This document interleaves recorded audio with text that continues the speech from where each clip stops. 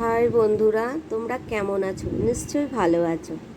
আজকে আমি তোমাদের কাছে নিয়ে এসেছি একটা রেসিপি।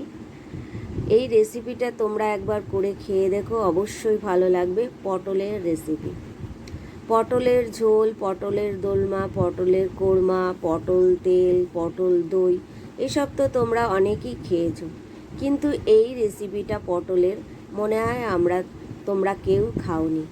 একবার তোমরা করে দেখো, খেয়ে তারপরে আমাকে কমেন্ট করে বলবে এটা খেতে কত সুন্দর হয়েছে।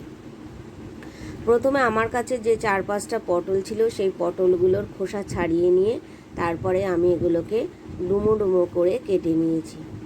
নিয়ে শিল পেতে তার উপরে আমি এগুলোকে থেতো করে নিয়েছি এক এক করে, অল্প অল্প করে নিয়ে শিলের উপরে নিয়ে থেতো করে নিয়েছি, যাতে ভালোভাবে থেতো করা হয়। এটা তোমরা খুব ভালোভাবেই থেতো করবে, তাহলে এটা টেস্ট হবে আরও বেশি ভালো। এগুলো থেতো করা হয়ে গেলে আমি একটা বাটিতে তুলে রেখে এই শিলের উপরেই আমি কয়েকটা রসুন নিয়েছি আর একটা কাঁচা লঙ্কা নিয়েছি। রসুন আর কাঁচা লঙ্কাও আমি এর মধ্যে দিয়ে থেতো করে নিয়েছি। তোমরা চাইলে বেশি যদি ঝাল খাও তাহলে তোমরা বেশি লঙ্কা দিতে পারো। আমি এখানে ঝাল অল্প, যেহেতু পটলটার পরিমাণ অল্প, সেই জন্য ঝালও অল্প পরিমাণে দিয়েছি। তোমরা এইভাবে থেতো করে নিয়ে করবে, তাহলে ভালো হবে। কোনো কিছু বেটে পেস্ট করে করবে না, পেস্ট করে করলে অতটা টেস্ট হবে না। তারপরে দেখো, কড়াইতে আমি তেল দিয়েছি। এটা আমার ভিডিও করতে তখন অন করা হয়নি, তাই জন্যে তেল দিয়ে তার মধ্যে আমি ফোড়ন দিয়েছি কালো জিরে আর শুকনো লঙ্কা দিয়ে, তার মধ্যে যে থেতো করে রাখা রসুন আর লঙ্কা ছিল সেটা দিয়ে দিয়েছি। দিয়ে একটু নাড়াচাড়া করার পরে তারপরে দিয়ে দিয়েছি পেঁয়াজ কুচানো। পেঁয়াজটা আমি কুচিয়ে রেখেছিলাম, সেই পেঁয়াজ কুচানো দিয়ে দিয়েছি। দিয়ে তার মধ্যে দিয়ে দিয়েছি লবণ, যাতে এইটা নরম হয়ে যায়, পেঁয়াজ আর রসুনটা নরম থাকে, পুড়ে না যায়।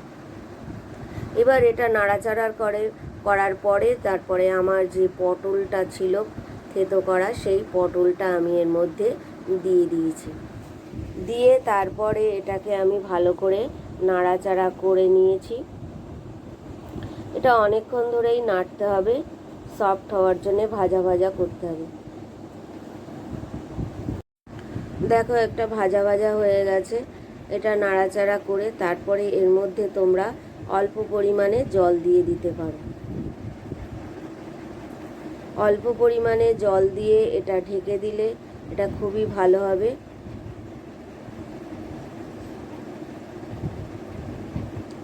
পটলগুলোও সব সফট হয়ে আসবে।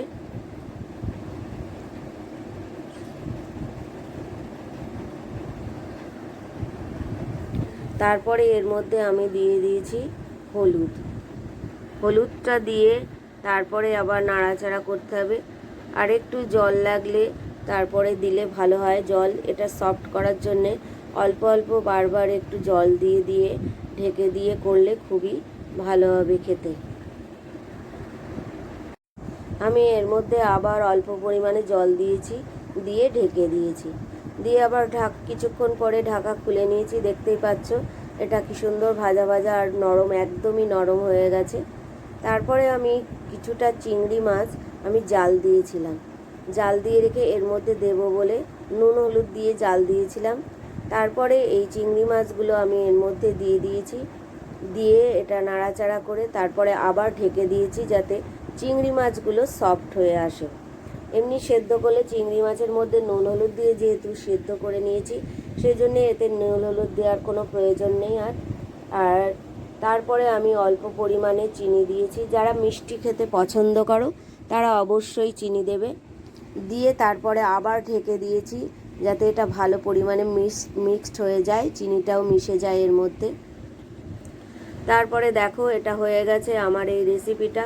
তাহলে বন্ধুরা, আমার এই রেসিপি যদি তোমাদের ভালো লাগে তাহলে অবশ্যই আমার চ্যানেলটা সাবস্ক্রাইব করে দিও, আর লাইক শেয়ার কমেন্টস তো অবশ্যই করবে। Thank you.